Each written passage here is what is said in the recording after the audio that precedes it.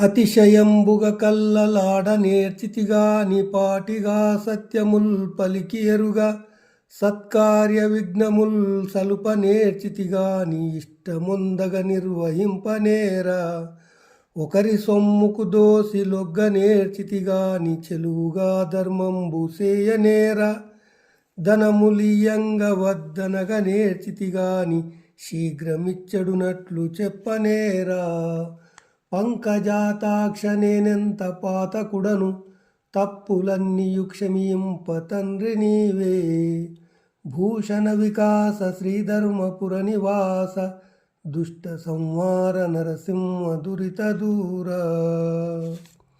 భావము: ఓ నరసింహస్వామి, గొప్పగా అబద్ధమాడుటే గాని మంచి నిజములు పలుకుటెరుగను.